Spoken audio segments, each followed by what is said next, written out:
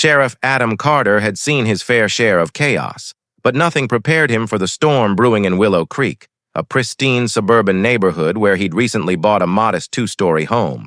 The streets were lined with identical manicured lawns, each house adhering to the strict guidelines of the Willow Creek Homeowners Association. Adam, a seasoned lawman elected county sheriff 2 years prior, was used to carrying his service pistol openly. It was both a habit and a necessity of his job. His badge gleamed on his belt, a symbol of authority earned through years of service. But on his first weekend in the neighborhood, as he stood in his front yard inspecting his Glock, he noticed a figure watching him from across the street.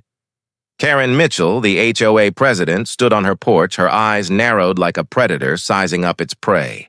Known as HOA Karen among residents, she was infamous for her relentless enforcement of petty rules, everything from mailbox colors to grass height.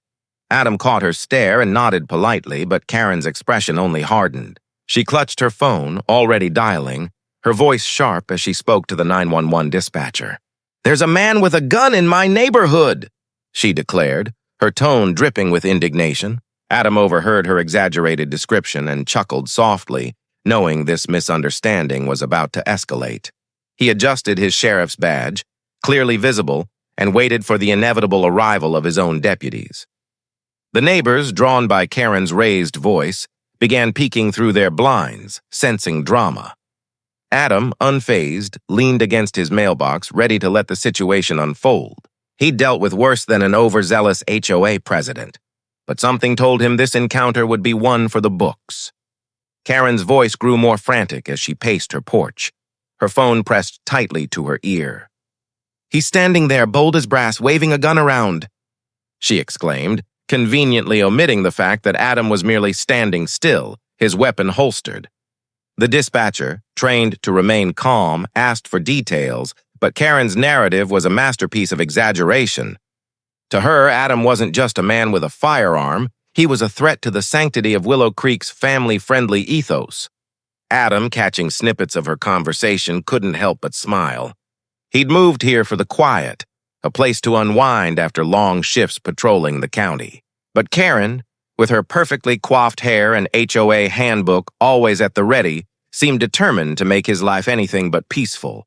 Within minutes, the wail of sirens pierced the morning air, and 2 patrol cars screeched to a halt in front of Adam's house. Officers Daniels and Lopez, both familiar faces from the sheriff's department, stepped out, their hands resting lightly on their holsters. Karen rushed toward them, pointing at Adam like he was a wanted criminal. "That's him!" she shouted, her voice echoing across the cul-de-sac. Daniels squinted, then broke into a grin as he recognized his boss. "Sheriff Carter?" he said, his tone a mix of amusement and disbelief. Lopez, newer to the department, looked equally surprised, but quickly relaxed. Karen, however, was undeterred. "I don't care who he claims to be," she snapped. "He's breaking HOA rules." The officers exchanged a glance, struggling to keep straight faces. Adam raised a hand in greeting, his calm demeanor a stark contrast to Karen's hysteria.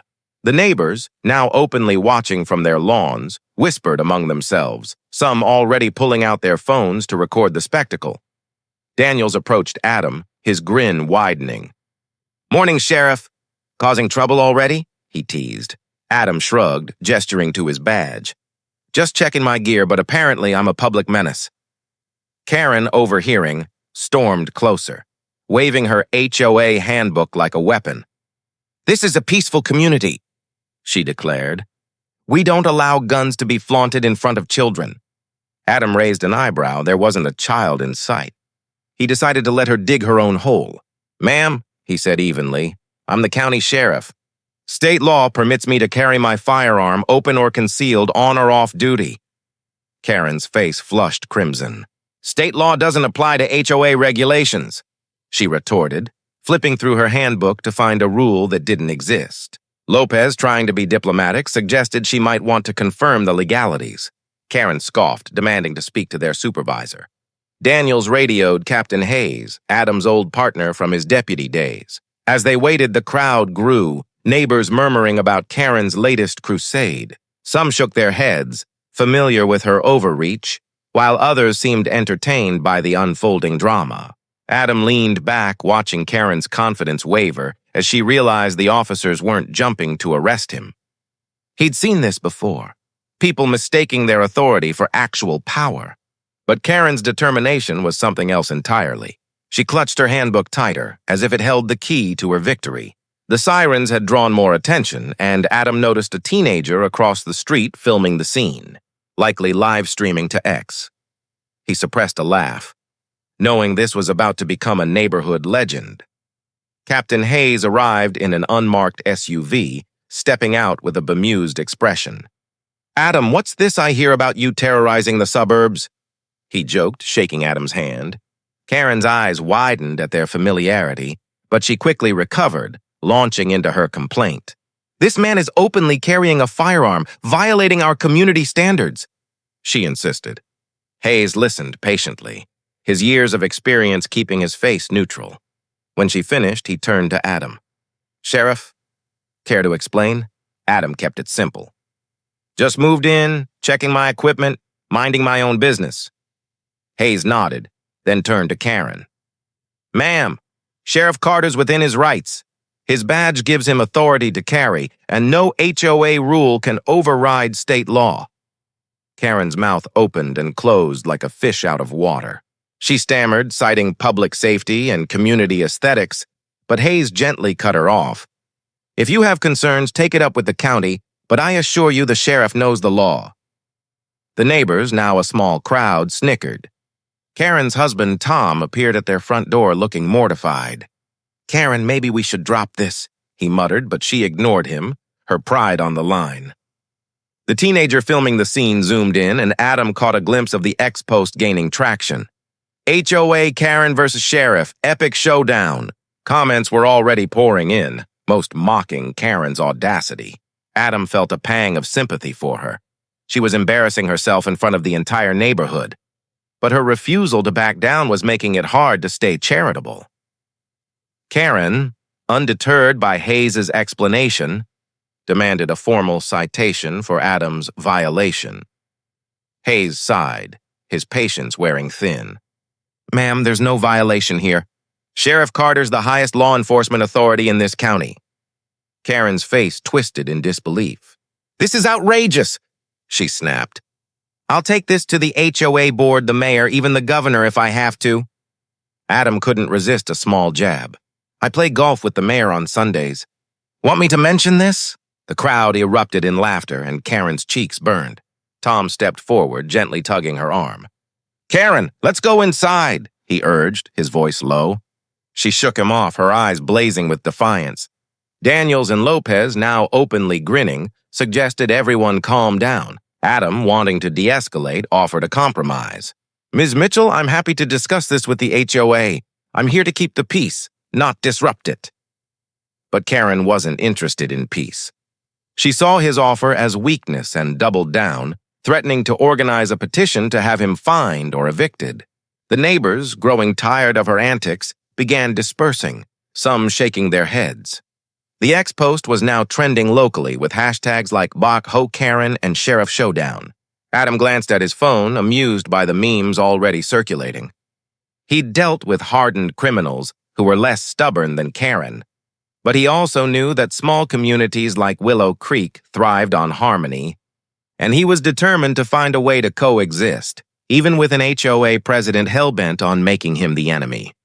The standoff ended with Hayes and the officers preparing to leave, advising Karen to review the law before escalating further. She stood on her porch, fuming as the patrol cars drove off. Adam waved them goodbye, then turned to Karen. "Ms. Mitchell, let's talk this out later," he said, keeping his tone friendly. She didn't respond, instead retreating into her house, slamming the door. Tom lingered, offering Adam an apologetic shrug.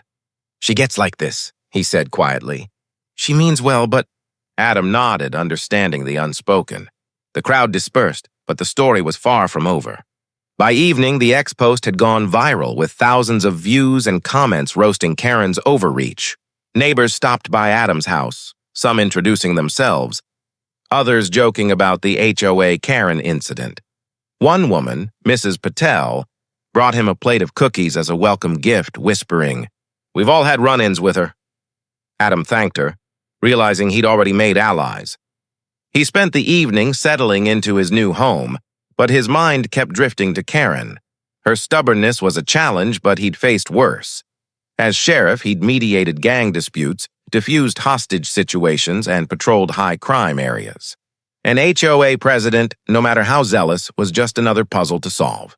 He decided to attend the next HOA meeting, hoping to clear the air. But he also knew Karen wouldn't let this go easily.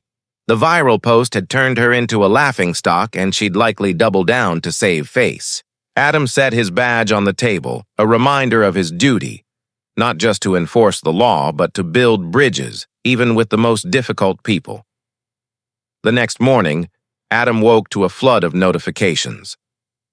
The X post had spread beyond Willow Creek, picked up by local news outlets with headlines like, HOA president calls cops on sheriff for doing his job.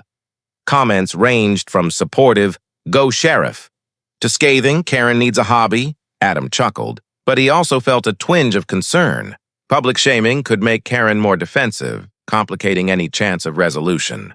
He decided to take the high road, drafting a polite email to the HOA board requesting a meeting to discuss community safety. He mentioned his open carry, clarifying its legality and his commitment to being a good neighbor. The board responded quickly, inviting him to their next meeting.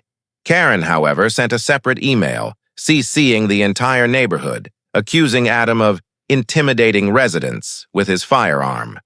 Adam sighed, recognizing her tactic, rally support by playing the victim. He replied to all, keeping his tone professional, reiterating his role and willingness to collaborate. By noon, neighbors were buzzing about the email chain, most siding with Adam.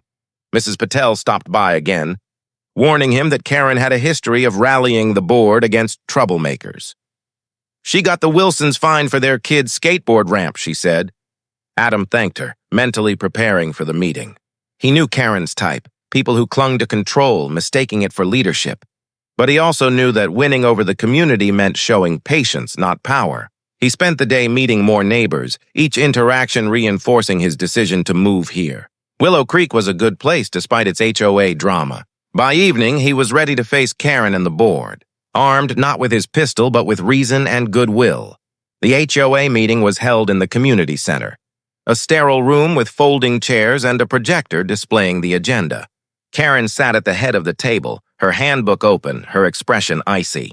The board, a mix of retirees and young professionals, greeted Adam warmly, clearly aware of the viral incident. Karen opened the meeting with a pointed speech about maintaining community standards, glaring at Adam.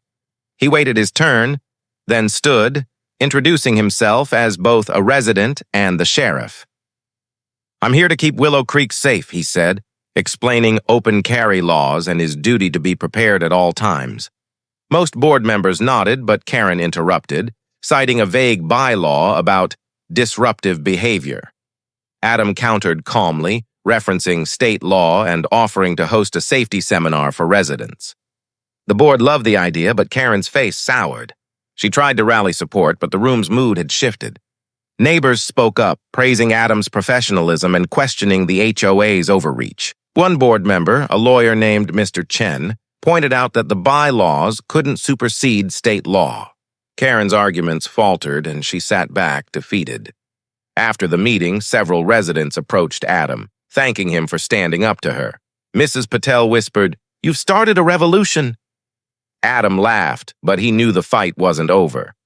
Karen's pride was wounded, and she'd likely regroup. Still, he felt optimistic.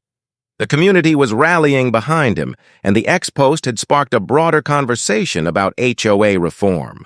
Adam left the meeting feeling like he'd planted a seed for change. Over the next few weeks, Willow Creek began to shift. Karen's influence waned as neighbors grew bolder, questioning her rigid rules. The viral X post had inspired a petition to amend the HOA bylaws, led by Mr. Chen and Mrs. Patel. Adam supported it quietly, attending meetings and offering insights on community safety. He kept his promise to be discreet with his firearm when off duty, not because he had to, but because he valued harmony. Karen, meanwhile, became quieter, her complaints limited to minor issues like overgrown shrubs. Tom confided in Adam one evening, admitting Karen was embarrassed but too stubborn to apologize. "She's not a bad person," he said. "She just loves control." Adam nodded, understanding. He'd seen people like her in his career, well-meaning but misguided. The neighborhood organized a block party, and Adam volunteered to man the grill, his badge tucked away. Karen attended, her demeanor subdued. She didn't speak to Adam, but her presence was a small victory. The ex-post had faded from the headlines, but its impact lingered, with residents more engaged in HOA decisions. Adam felt at home, his role as sheriff blending with his new identity as a neighbor. He knew challenges would arise. Karen might never fully back down, but he was ready to face them with patience and resolve. Months later, Willow Creek was a different place. The HOA board, under pressure from residents, revised its bylaws to focus on community building rather than petty enforcement. Karen stepped down as president, citing personal reasons, though everyone knew the real reason. She still lived across the street, occasionally glaring at Adam as he mowed his lawn, but her power had diminished. Adam became a fixture in the neighborhood, organizing safety workshops and coaching the kids' soccer team. The sheriff versus HOA Karen saga remained a local legend, retold with laughter at barbecues and on X, where memes still circulated.